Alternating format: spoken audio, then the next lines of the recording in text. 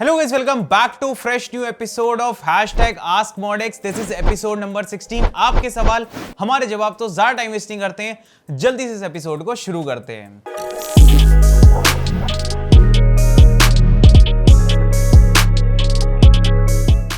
अच्छा, #AskModX series जो है, इसको बेसिकली अब हमने क्या कर दिया कि दो कैटेगरी में डिवाइड कर दिया है।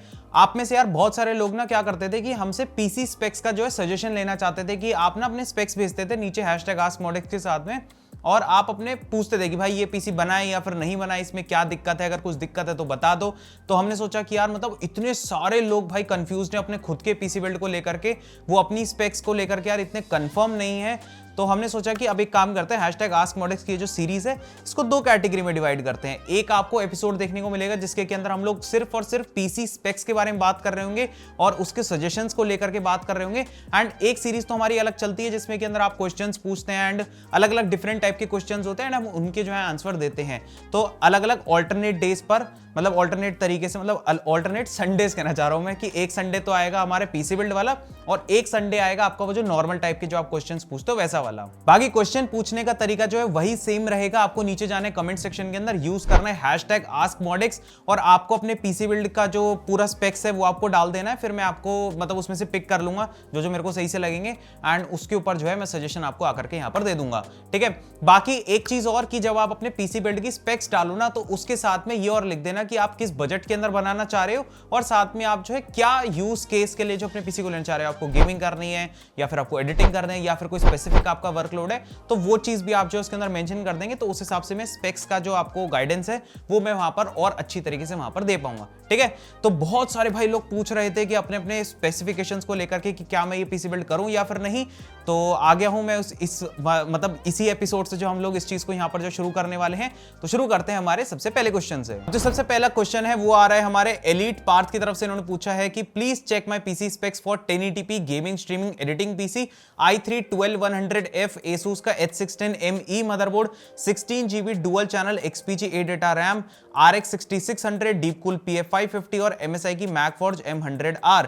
आपकी पूरी स्पेसिफिकेशंस जो है वो काफी अच्छी है, बट क्योंकि आपने यहाँ पर मेंशन करा है कि आप जो है स्ट्रीमिंग एंड एडिटिंग भी यहाँ पर करने वाले, तो थोड़ा सा मैं अगर यहाँ पर ध्यान दूं कि भाई आपकी मल्टी कोर परफॉर्मेंस भी थोड़ी सी और बेहतर अगर मैं करनी चाहूँ ना, तो आप इसमें क्या कर सकते हो कि आप Ryzen 5 3600 ले सकते हो। आजकल आपको वो सिर्फ 10,000 रुपए के आसपास में मिल जाता है एंड बिलीव मी वो सीपीयू आज भी यार काफी बढ़िया है। आपको गेमिंग हो, स्ट्रीमिंग हो, एडिटिंग हो, सबके अंदर अच्छी परफॉर्मेंस मिलती है।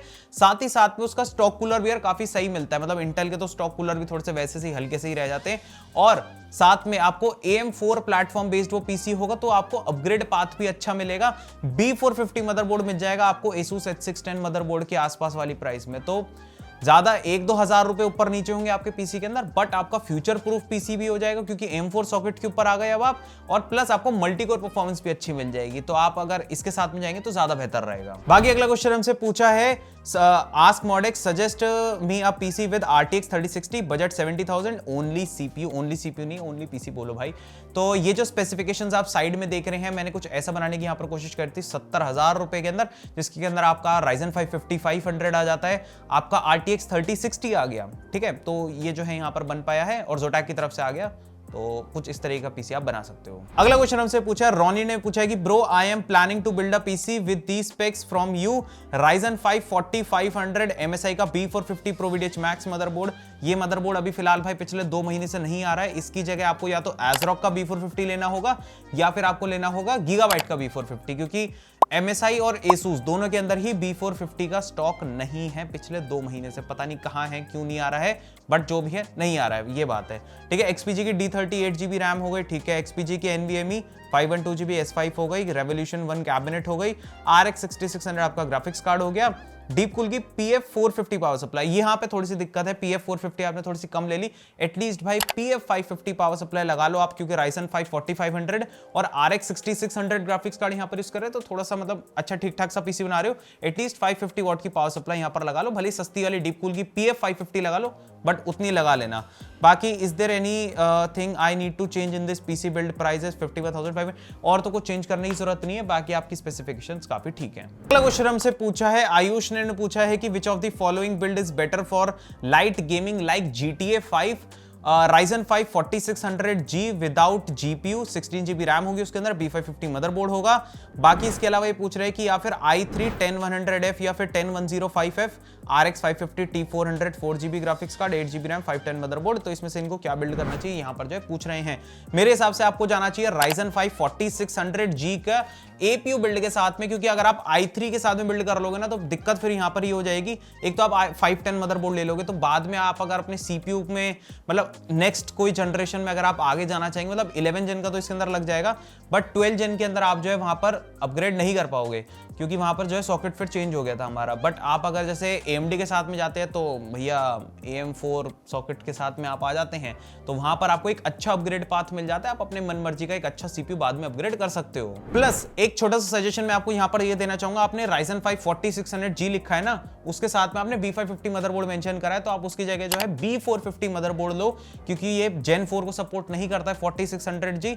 सो आप बेफालतू में अपने जो है पैसे खराब कर रहे हो, उसकी जगह B450 मदरबोर्ड के साथ में जाएंगे तो वो ज्यादा जो है आपके पैसे ही बचेंगे, प्लस आप उस पैसे को सेव करके रखो, बाद में एक अच्छा GPU जो है अपने पीसी के अंदर अपग्रेड कर लेना।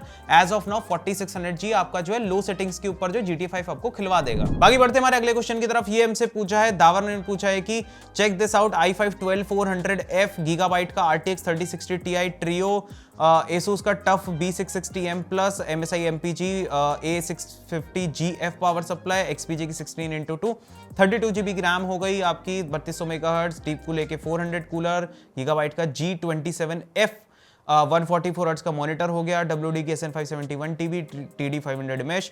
बाकी ये कह रहे हैं कि इनको जो है मेनली फोकस रखना है gaming, GPU intensive games and no editing, इनको एडिटिंग वगैरह नहीं करनी, सिर्फ गेमिंग करनी है। It perfectly fits in my budget and I want to take advantage of NVIDIA streaming and recording options. Also in my area there are lot of power fluctuations and outages, so will this PSU be able to handle them? तो बात करते हैं अब सच्ची इसके बारे में। सबसे पहले 12400 के हिसाब से AK400 ठीक है, कूलर आपने जो यहाँ पर लिया है। बाकी आप यहाँ पर मदरबोर्ड जो है Asus टफ की जगह आप अगर MSI के साथ में जाएंगे तो ज़्यादा बेटर रहेगा, क्योंकि मैंने टफ वाला जो ये मदरबोर्ड है ना 2-3 यूज पहले कर रखे हैं, इसका VRM उतना अच्छा नहीं है, पता नहीं है टफ लाइनअप के अंदर भी होकर के उतना अच्छे से वर्क नहीं कर पाता है। ठीक है, मतलब VRM टेम्परेचर बहुत ज़्यादा जाते हैं इसके, जबकि सिर्फ 12400F भी लगाओगे ना तो भी बहुत ज़्यादा जाते हैं। बाकी गीगाबाइट का ठीक है, अच्छा है कार्ड, वो आपका जो ट्रिपल फैन ट्रियो नहीं होता है, वो पहली बात तो गेमिंग OC होता है जो ट्रिपल फैन वाला होता है। MSI की पावर सप्लाई की जगह मैं आपको रिकमेंड करूंगा कि आप कूला मास्टर या फिर कॉर्सर के साथ में जा सकते हो, क्योंकि MSI की पावर सप्लाई की जो केबल्स है ना वो मुझे अच्छी नहीं लगती है, बहुत ही अजीब सी रहती है वो केबल। मतलब वो जो फ्लैट केबल्स रहती है ना उससे क्या होता है, एक नीट एंड क्लीन और एक अच्छा लुक आता है निकल करके। मैं ये नहीं कह रहा MSI की पावर सप्लाई के अंदर कंपोनेंट पे कमी है, उसकी वायर मुझे अच्छी नहीं लगती, बस ये बात है। और बाकी तो सब कुछ काफ़ी बढ़िया है और आपका पीसी काफ़ी बढ़िया चलेगा, कोई दिक्कत नहीं आएगी। बाकी तो स्पेक्स हाँ आपकी काफ़ी ठीक है, आपने जैसे कि बस खाली गेमिंग वगैरह बताया तो उस हिसाब से आपको जो परफॉर्मेंस अच्छी मिल जाएगी। स्ट्रीमिंग करो, गेमिंग करो, एडिटिंग करो, कुछ भी करो, सबके अंदर एक बढ़िया परफॉर्मेंस ये पीसी आपको दे देगा। अगला क्वेश्चन हमसे पूछा है, सविता ने पूछा है कि bro I am building a PC under 70K gaming purpose, is this right build? Please tell if any changes needed. Ryzen 5 5600X हो गया, गीगाबाइट का B450 मदरबोर्ड हो गया, स्टॉक कूलर हो गया, आपकी D30 की रैम हो गई 16GB, Asus Dual RX 6600 हो गया, ठीक है, PF550 Elite 1000 TG वाली कैबिनेट। यहाँ पे थोड़ी सी दिक्कत है, कैबिनेट को थोड़ा सा बेटर करो। ये तो बिल्कुल ही भाई बेसिक और सस्ती वाली कैबिनेट आपने यहाँ पर लगा ली है, जिसके के अंदर बस खाली APU बिल्ड ज़्यादा से ज़्यादा बनने चाहिए। अगर ऐसे मतलब थोड़े से हॉट रनिंग ऐसे जो है अपने पीसी बना रहे हो तो ऐसा पीसी लो जिसमें सामने मैश हो, अच्छे से फैंस हो, कूल तो रहे आपका सिस्टम। अभी तो हो सकता है एक बार को सर्दी में ढंग से चल जाएगा, बट भाई गर्मियों में थोड़ी सी दिक्कत आ जाएगी। आपका CPU जो है, आपका जो GPU है वो थोड़े ओवरहीट वहां पर हो सकते हैं। वो बंद कैबिनेट है भाई बिल्कुल सामने से, तो थोड़ा सा 1-1.5 हज़ार रुपये और डाल के अच्छी सी कैबिनेट लेना, लाइक एंटेक की NX 291, 292, 290 इसके साथ में जा सकते हो, या फिर एंटी स्पोर्ट्स में भी 220 ईयर 250 ईयर ऐसे करके कुछ नए नए मॉडल्स आए थे, आप इसके साथ में भी जो है जा सकते हो।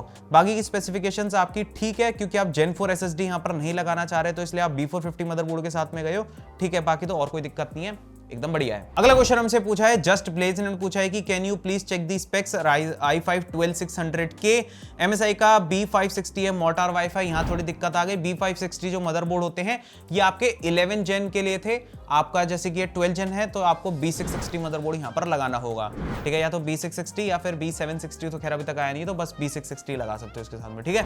बाकी आपका जो AK620 कूलर हो गया, 3060 2NX2, 16GB रैम है, SN571 TB, 1 TB आपकी अलग से हार्ड ड्राइव हो गई, PK550D पावर सप्लाई हो गई, और आपका 200 TG कैबिनेट हो गई। 200 TG में फिर दिक्कत आ गई, आपने बिल्कुल बंद वाली कैबिनेट ले ली, थोड़े से अच्छे ऐसे इस टाइप के पीसी बना रहे हो तो भाई थोड़ा सा मतलब ढंग के वो जो है कैबिनेट भी चूज कर लिया करो, 1-2 हज़ार रुपये और डाल के थोड़ी सी एक अच्छी सी जिसमें एयर फ्लो थोड़ा सा बेटर रहे, सामने मैच रहे, अच्छे से आपका जो सिस्टम कूल रन करे, ऐसी कैबिनेट को जो है वहां पर ऑप्ट कर लेना। बाकी तो क्या ठीक है, G24F ले रहे हो बट थोड़ा सा अगर कोशिश करके 2K मॉनिटर ले सकते हो तो वो चीज आपकी जो है यहाँ पर काफी बेहतर रहेगी।